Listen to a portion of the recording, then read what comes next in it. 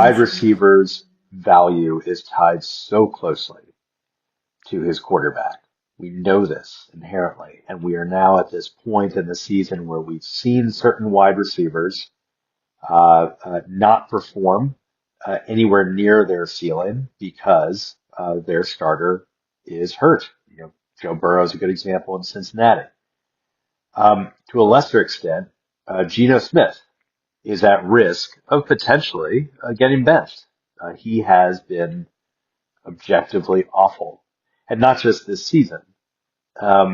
He's in the 37 games since he won Comeback Player of the year, he's thrown 47 touchdown passes and 33 interceptions. That's a pretty rough ratio if you're a starting quarterback, and especially if you're expected to basically be locked in as the weekly. It's not like he entered this season on the hot seat. It was expected that he was going to bring a certain stability to the Raiders offense, similar to what he did in Seattle. That's not the case. The issue is that he's backed up by Kenny-Pickett.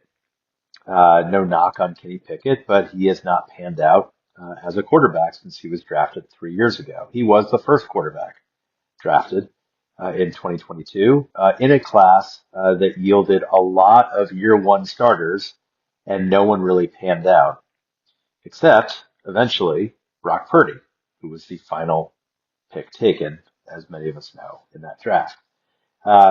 Pickett has struggled despite the fact that he has had a lot of great receivers to throw to, including DK Metcalf and Deontay Johnson, in his supposed prime. Pickett should have done more in 12 starts than throw for, whatever it was, 2,300 yards and get 7 touchdowns and 9 interceptions. I mean, it was a pretty rough rookie year for him, and his second year wasn't much better. And here's where we are right now with Kenny-Pickett being this reduced backup, who, if he takes the helm of the Raiders offense, is going to significantly impact the ceilings of Jakobi Meyers and Trey Tucker, possibly Brock Bowers, possibly Ashton Jeanty. I mean, if you're talking about a quarterback who is less successful at moving the ball downfield through the air, then that could impact Jeanty in terms of, the amount of goal line looks he's going to get. So it all kind of factors in. A dysfunctional offense hurts everybody. So here's where things stand. The Raiders are 1-4. They have their easiest, quote unquote, matchup of the season, a home game against Tennessee. They have to win, and Geno Smith has to play well. Because the games that are coming next, they're going into Kansas City to face the Chiefs. That's going to be a very tough matchup. The Chiefs are probably angry. They're certainly hungry.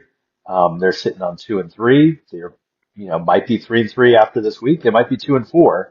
But I think the Chiefs are going to take that one. Then the Raiders are on a bye. And then they play the high-flying Jaguars. And then they go into Denver. So there is, even if they win today, it is realistic that they could be 2-7 when they face off against the Cowboys on Monday night, in mid-November.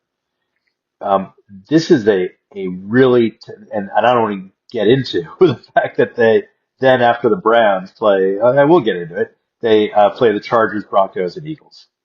At some point, it seems that Geno Smith's going to get benched. He would have to really turn things around. To have that many interceptions and that few touchdowns, the ratio, given the talent that he has had over the last couple of years, and the Raiders don't have enormous talent, but they have enough. And Brock Bowers has not been at his best, and Geno Smith might have something to do with that. Bowers might also have something to do with that. But I guarantee you, if Joe Burrow's throwing to Brock Bowers, then it's a different situation entirely.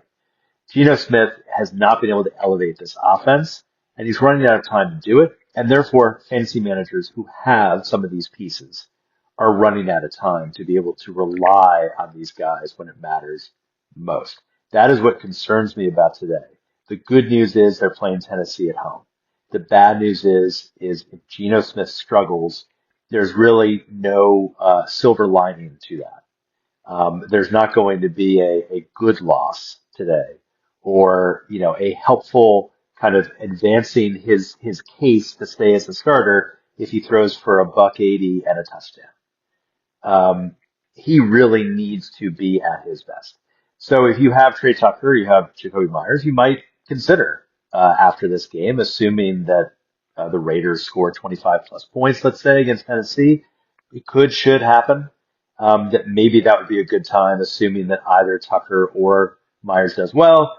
Then you try to sell high and you get out and you realize that at some point later this season, the Raiders are going to be out of the playoffs in all likelihood. And then who the heck knows what's going to happen? And if Kenny Pickett takes over, we kind of know what's going to happen with some certainty. That offense is going to struggle more, and you're going to wish that you had traded those guys sooner. BJ Riddell, Fantasy Football for Winners. Follow me on the blog. Email me anytime. Good luck today with anyone you've got playing. We'll see you tomorrow.